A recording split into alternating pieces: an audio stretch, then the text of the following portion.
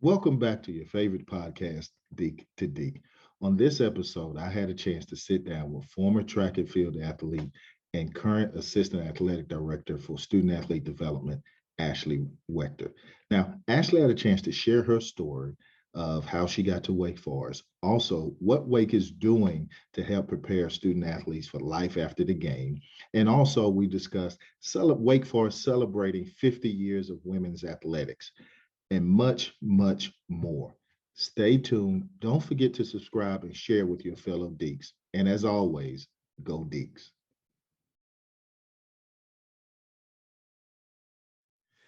So, Ashley Wechter, let's start from the beginning. So, where are you from? Yeah, Kevin, I'm from Cambridge, Ohio. Shout out to all my Ohioans. Yeah, from Cambridge, Ohio, and ended up coming to Wake Forest to run track and field and cross country. And look at what's happened since.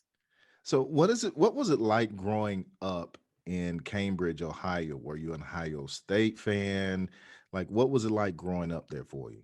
Yeah, my entire family is Ohio State through and through. Most of my aunts and uncles and cousins went to Ohio State.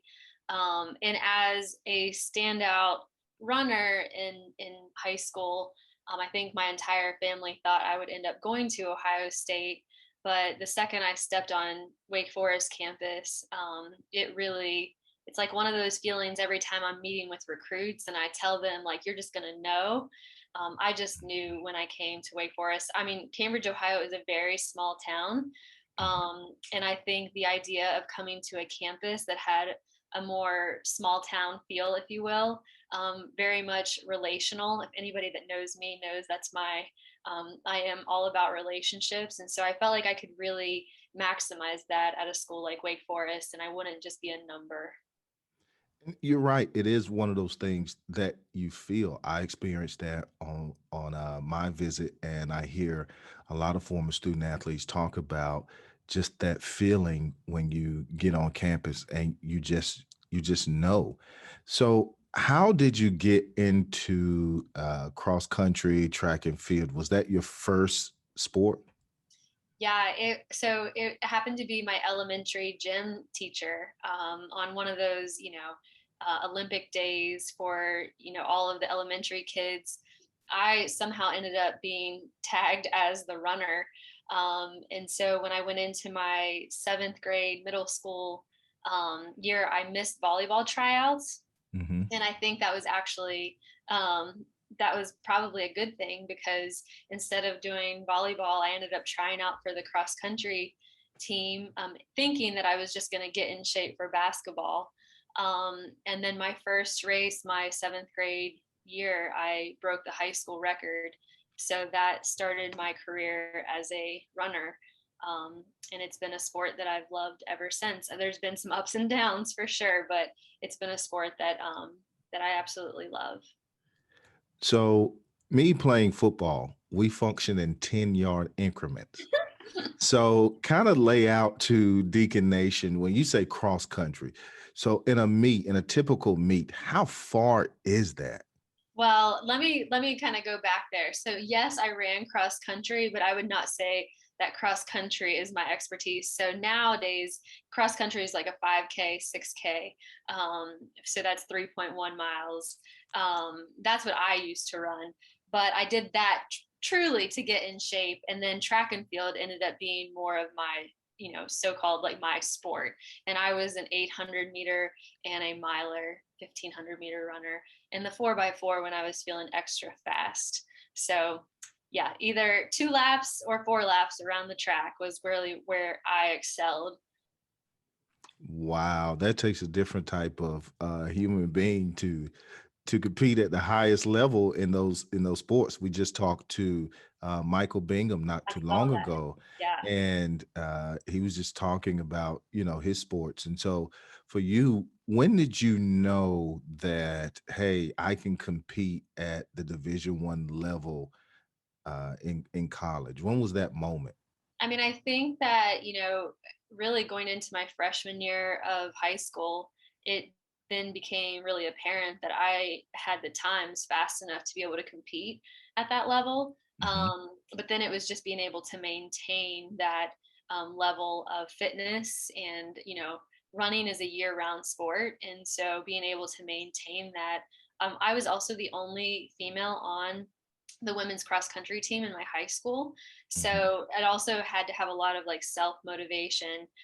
My track team, there was more people, but to be a middle distance runner in high school, I really had to run with the boys, and had to do a lot of self motivating.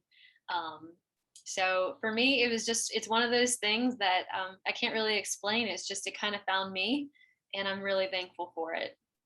So I want to get some inside information on what goes through your mind when you are, let's say you're doing the cross country and you're looking at that 3.1 miles. Like, what do you think about as you're running?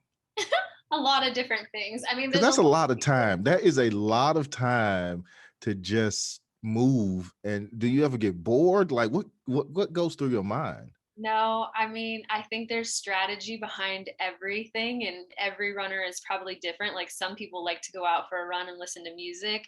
Not me. I think it's just really kind of embracing everything that's around you, and whoever you're competing with, and just again pushing yourself. I think my mind kind of goes blank a little bit, and it's just all about kind of listening to your breathing and your cadence and all of that. So again, I don't know. I think that it's everybody's different. And now that I'm, much older and far removed from competing competitively, it's just something that I do every single day still, because it just makes me feel good about myself. And it's a way for me to stay healthy. So being a student athlete comes with a lot of things that you have to balance. When you were at Wake Forest and you were a part of the track team, how did you balance the academics and the commitment to the sport? As you're saying, it could be year round when you're talking to indoor and outdoor, all of those responsibilities. How did you handle that? Yeah, I think initially it was really tough. Again, coming from a small town and being the absolute best, like being the state champion in high school and being a straight A student in high school. um, you think that you're prepared to come to a school like Wake Forest, but then you get here and you realize the academic rigor and just the athletic expectations. And so I think the only way that I survived, because part of my story and where I am today in my actual profession, is that I got injured as soon as I got to Wake Forest, and so that really brought me to my knees. And I think I'm so glad that we talk a lot more about mental health these days, because I think I struggled a lot with anxiety and depression after I had gotten hurt and had to go through a couple surgeries.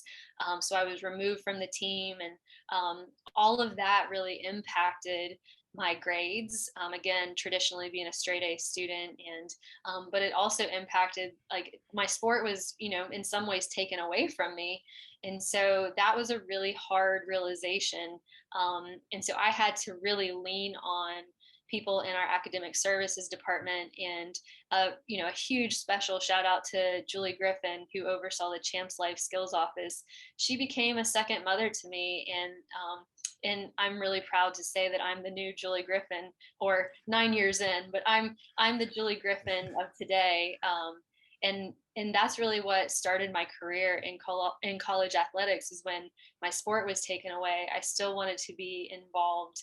Um, I still wanted to be involved in some way, shape, or form. So that's where I found my way to S.A.A.C, and getting involved in NCAA leadership conferences, and really trying to amplify the student athlete voice. So with that experience, I want to talk about fast forward a little bit to your role at Wake Forest now. Having gone through that, uh, share what your role is at Wake now and what you do and what you learned from your experience and how you're taking that into what you're doing now at Wake Forest. Yeah, sure. I'd be happy to. So I'm entering into my 9th year at Wake Forest. Um, Congratulations, by the way. Thank you very much. So let me just give you, like, I guess, a bit of a backstory. So when I graduated from here, I was an HES major, and I honestly thought about going to PT school, But because I had been injured so much and really in rehab and all of that, I really felt like I needed to have a year off and reevaluate. And so I applied for the ACC internship, basically to kind of fill a gap year, if you will. Well, the ACC internship turned into basically a job working with Disney sports. And so I lived in Orlando for 3 years. And after those 3 years of working in like youth and amateur sports, I was really missing college athletics. So I applied for a job with the NCAA. I worked there for 5 years in the championships department. And then I was working one of the Final Fours when I ran into the former athletic director, Ron Wellman, who said, "Hey, do you know Julie Griffin's going to be retiring?" So I essentially got married, and my husband and I started our life together here in Winston-Salem. And initially, that job was taking over Julie Griffin's previous role, which was really to oversee the CHAMPS life skills, all of the community service of our student athletes, making sure they're involved with campus, speakers, really working on career readiness and whatnot. So fast forward now, I still oversee that department. So my title is Associate Athletic Director of Student Athlete Development and Administration. I'm also the Chief Diversity and Inclusion Officer and working with Title IX. So over the past 9 years, it's grown pretty substantially. I've progressively taken on more and more roles, but that's truly what I love. I love the ability to have a very student-facing job. So the student-facing side of my work is really devoted to making sure that we're having a world-class student-athlete experience for every single student athlete. And so that means diving into their personal development, their leadership development, and their career development. And under each of those pillars, personal development is everything from the diversity and inclusion efforts that we're working on. It's all of our leadership efforts. It's all of our making sure that they're getting the appropriate mentors, making sure that our student athletes are living up to the Pro Humanitate motto. We really believe in community service. And so those are all the things that I oversee from the student-facing side of my job. And then I have the administrative side where I oversee 7 of our sports. And then also some of our programming around diversity and inclusion. And that's for our student athletes and our staff members in Title IX. So again, it's grown pretty substantially, but I wouldn't have it any other way. I love what I do and I'm very passionate about it. So that's a lot. You're busy. I'm pretty sure if I typed in busy in Wikipedia, your name and a link to your profile is coming up. So let's dive into that a little bit. So when you talk about preparing student athletes, what are some of the things specifically that you're doing and that Wake Athletics is doing to help student athletes prepare for that next phase in life? Sure. So I'll just say that's been kind of my baby. When I came back to Wake Forest, I remember having the conversation with Ron Wellman, 9 years ago, that Ron, I'm only going to come back if we can make sure that we're amplifying the career piece of this role, because it is substantial. We are at a top ranked university in this nation, and employers desire to hire the type of student athlete that Wake Forest produces. And it's my job to make sure that we're preparing them for, what we say, life after the game. And I really want to be sure that they have all the tools that they need to succeed, and that I'm connecting them with appropriate employers and alumni, and they're building their network, which essentially equates to their net worth, as I like to tell them. So we couldn't do any of that, though, without the partnership of the Office of Personal and Career Development and Employer Relations. They are my biggest campus advocates and friends. They provide career counseling on a weekly basis to our student athletes. They are the ones that help with the job fairs that we have. They provide etiquette dinners to our teams. We have sessions on branding yourself on social media, you name it. And we have to lean heavily on those experts, because I'm not a big office, and we want to make sure that each of our student athletes, again, have all the tools that they need. So we start as early as their freshman year. making sure that as they come in, they understand more of themselves. And so there's kind of a progressional, the way I like to plan it out is like very progressionally. So all of our freshmen are kind of starting to understand themselves more, self-leadership, self-reflection, because the better you understand yourself, then the more you can go on to choose a major and a minor that is more appropriate for you. And then you can also identify more careers that are, that you would be interested in. So we really start as early as freshman year and progressionally move up. I do require that every student athlete has a resume because, again, whether you decide to go pro or not, it's really important to me and to these employers and other folks that you have that. That's almost like your that's your brand, that's you on a piece of paper. And so it's important that all of our student athletes have that and take it seriously. We also like to make sure that they have their LinkedIn profiles and handshake profiles and whatnot, so they're able to network and look for jobs. So but yeah, I think that the impact of career development is substantial, and that's definitely a large area of our focus here. We even do things like taking our student athletes on career treks. For instance, I was with our women's tennis team in New York, and so we decided to take them to a few different stops. And the same thing with our cross country team when they were competing at ACCs in Boston. We found some alumni and Wake Forest friends, and we were able to take them and really expose them to different industry experts, because that's essentially what they need. They need experience, but they also need exposure, because you don't know what you don't know. And so again, we're really fortunate to have a great Demon Deacon network where alumni and friends are willing to open up their office space, or even just jump on a phone call and have a career connector type phone call with our student athletes. So, and now we're moving into like a much bigger world right now, and I'm sure everybody has heard of the name, image, likeness space. And so we're just trying to really do our part in making sure that we're partnering with our campus and our law school, our business school, and local constituents, making sure that we're producing more and more educational content to really educate student athletes so they can make better decisions to help them both short term and long term. So again, it all goes back to that world-class student athlete experience. So if I'm a parent and I'm looking at Wake Forest and my son or daughter is considering going there in athletics, it's safe to say that I could feel really good that Wake Forest is helping prepare parallel tracks in terms of not just their Thank you. athletic success, Yes, but parallel path. also their success in life afterwards, and not long term, not wait, but immediately. So talk about what has been some of the successes that you've seen in terms of student athletes on those parallel tracks of success on and off the field.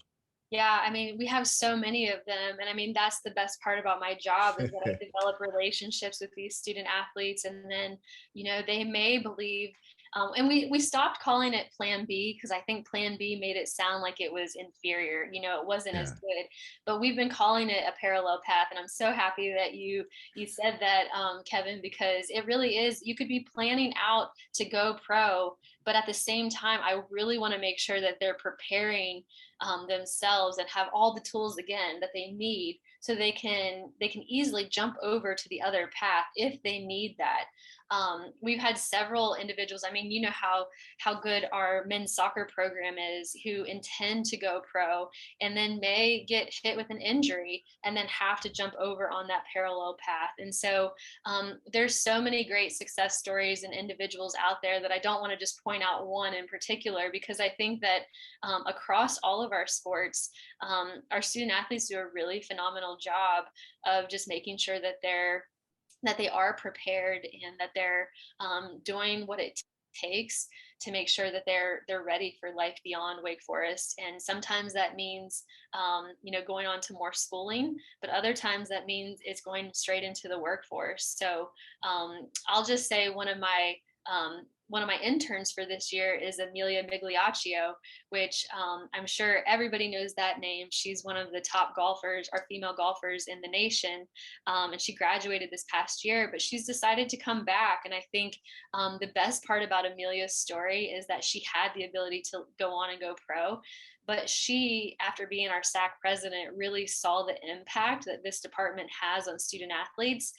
And I remember her coming to me and saying, like, this is a space that she really wants to work in, because she recognizes that we're not just about them as scholars, and we're not just about them as athletes, that we're really about them as people and making sure that they're set up for success. And at the end of the day, I mean, that's like music to my ears, because I know I've done a good job, not because she's not wanting to go pro, because she definitely has the ability to, but just the fact that it sank in with her. I even think about Alante Bateman, who was my intern a few years ago. But Alante was medically DQ'd. He was a football student athlete. And until he was medically DQ'd, he had never set foot in my office. But then once he kind of drank the student athlete development juice, I would come into my office, and every day, if I did not see him every day, I would get worried, because he got into the habit of being in my office every day and wanting to work on himself and his resume, and really figuring out his next steps for life. And now he's at the University of Tennessee working in student athlete development, and getting his master's. And so again, those are the types of things that make me so proud, because they do recognize that there is a space that is here for them as people, and really wanting them to excel off the field and out of the classroom. And I support both of the, academic and athletic endeavors. Clearly, that's why I'm here. But I think it's really important, as my own story kind of, gleaned, that when my sport was taken away, then what? You really have to go back to your why, and what are you wanting out of life, So that's what I'm hoping that I'm providing for these student athletes. When you talked about the role of Julie Griffin that she played in helping you as you were dealing with this adversity, and again helped you put more focus towards that parallel track. How does it feel to now being who you are in your role at Wake, sort of that new Julie Griffith? How is that for you to be able to help so many athletes on this parallel track without them having to go through an injury, but to just help them be on that track? How does it feel to be the new Julie Griffith? I mean, it's an honor every single day, and I don't take it for granted that I hold the position that I do, and I take it very seriously. I think my colleagues and I all laugh that when you take a personality assessment, I am really heavy in the blue, which is all relationship building. I know that I'm suited for my job because I am the relator, I'm the developer, I'm the connector. That's who I am at my core, and I can't change who I am at my core. And so for me to be able to be in this role, my deepest desire is just to know that I've had an impact, a positive impact on our student athletes, and that they've left Wake Forest better than when they came in, and felt like they were truly supported. Anytime I'm speaking with a recruit and their family, I try to help them understand that I really want them to be a part of the Wake Forest family. And that means I want them to get to know me, and I want them to get to know my family. I want them to feel like they are a part of something, because they've joined, a new family. And so that's what Julie did for me. And that is what I hope and pray every day that I'm providing for our student athletes. Even if they don't know me super, super well, I hope that they see a friendly smile, and they know that I'm a person they could at least reach out to, if they're not heavily involved in my programming. They sure get enough emails from me, but so they hopefully know who I am, if nothing else. So I want to shift gears here a little bit and talk about something else that is going on at Wake Forest that you're heavily a part of, and that is Wake Forest celebrating 50 years of women's sports. Talk Yes. about what that sort of looks like, your role, and what can Deacon Nation sort of start to look forward to in celebrating 50 years of women's sports at Wake. Yeah, what a milestone, huh? And one that is going to be celebrated throughout the entire year. We have a committee comprised of different individuals from the athletic department that are making sure all of our bases are covered. I'm really working on the student athlete side of it and how can we engage our teams. But we have a group of people that are going to be engaging alumni and doing highlighting stories of our alumni. There's eventually going to be, I think probably in February or March, we're going to have a big event where we're wanting to call back alumni and current student athletes to come together. But what I can tell you is that we really want to make sure that we're honoring appropriately those women who were kind of the pioneers and made the way for Wake Forest women's sports, and making sure that we're sharing that history with our current student athletes. But we also want to make sure that we're creating new opportunities for our current ladies to grow in. So some of the things are including a partnership with our Women's Center on campus. So a huge shout out to Steph Trilling, who oversees that. She is wonderful and she's assisting us. We've come up with tailgates for our women's events. So the Women's Center and Student Athlete Development are going to be co-hosting tailgates before some of our female sports, and we're going to be promoting that to all of campus and have food and t-shirts there because we really want to make sure that Wake Forest is supporting female athletics. We're going to be putting on workshops throughout the year with our leadership and character department on campus. So shout out to Raven Scott with that. We're also going to be doing some call to conversations, which is, Wake Forest, something unique to Wake Forest, but we're going to have call to conversations with each of our female sports and let them invite alumni student athletes to also talk. So those that aren't aware of what the call to conversation format is you basically pick a topic and you share conversation over a specific topic. So we hope that this will help us to grow through sharing of stories and ideas, et cetera, and just being able to talk about memories of Wake Forest and again, how special this place is. We will be celebrating our National Girls and Women's in Sports Day in February. We typically celebrate that at a women's basketball game, and we'll be inviting our partners with Winston-Salem State and Salem College, which is a really great way to bring other female community partners from all three divisions. So to be able to just have a platform for female sports to be celebrated. And as a former female Wake Forest student athlete, I can really say it's exciting to know that more alumni are going to be back in town throughout the year and that we're really celebrating this Demon Deacon milestone. So more to come, I'm sure. And please be checking in on our website. But there's going to be events happening monthly and different alumni highlighted. So make sure that we're checking back on godeacs.com. Thank you for that, for letting us know how to get some more information on that, because I'm looking forward to that.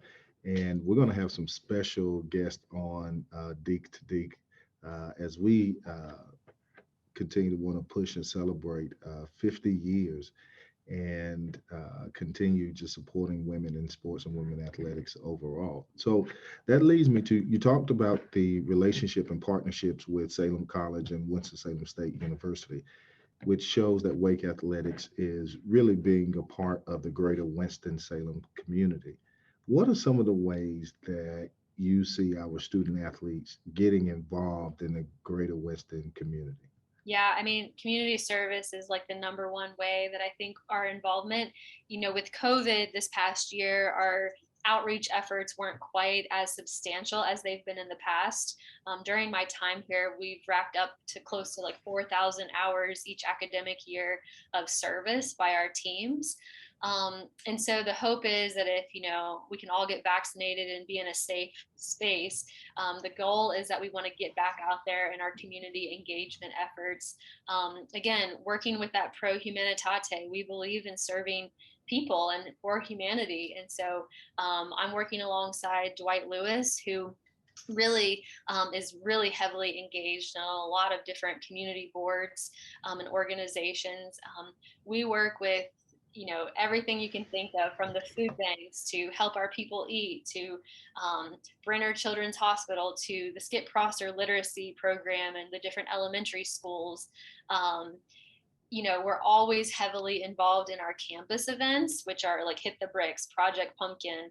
We still have Santa's Helper, which is, a service effort that started about 35 years ago from Chip Reeves, a former football player. Yep. And so right now we serve about 1,000 to 1,200 identified kids in the community through the Santa's Helper program. And that's always our largest event of the year. Um, Love Out Loud is a big one that we've been working with. So I really see our Demon Deacon student athletes working a lot in our community as soon as we're given the clear. Even this past spring when restrictions were lifted, we got the guys out with different programs like Habitat and helping to help the different communities around Wake Forest. So my hope is that we can be out soon again in different unique ways.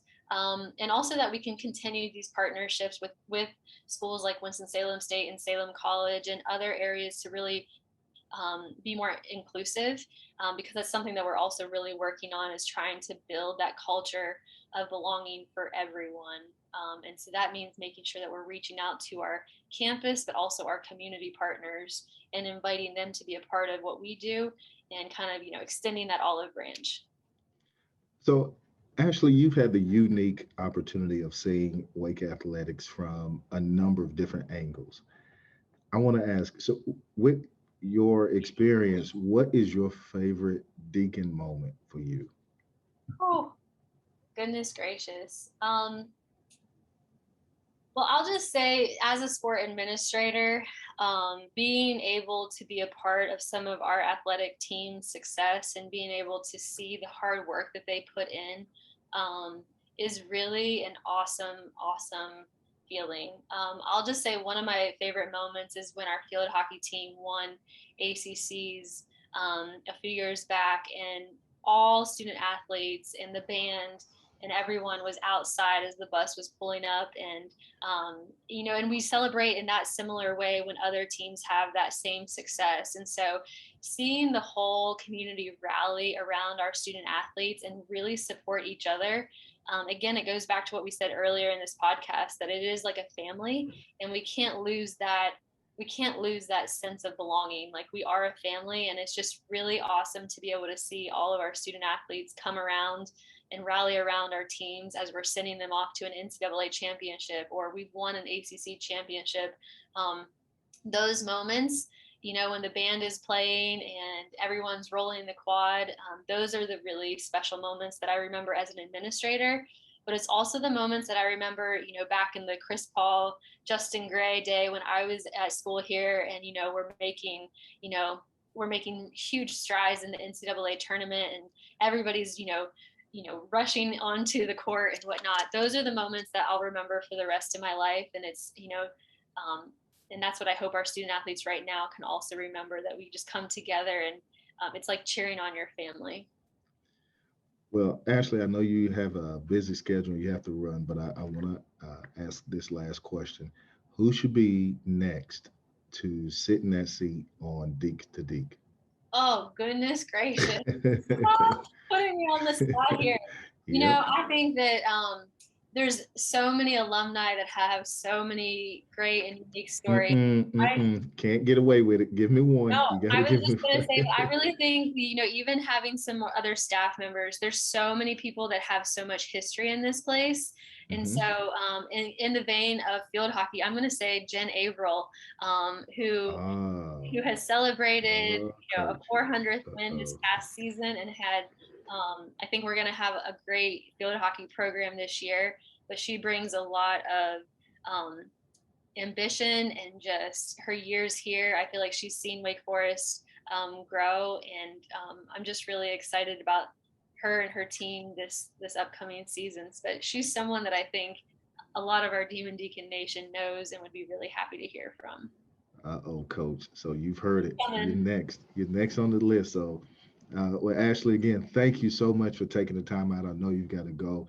We appreciate you stopping by Deac2Deac and sharing your story and talking about all the wonderful things you're doing, preparing our student athletes for this parallel track of continued success in their professional endeavors when they're done. That's so critical and so important to sustaining a very strong athletic department, particularly when our student athletes have to juggle so much of the demands of the sport, the demands of the academic side of it, but still taking what is left and committing it to being prepared for life after. So so again, thank you for all that you do. Yeah, you're welcome. I love working alongside you, and I'm thankful for the opportunity. So I hope you all have a great day.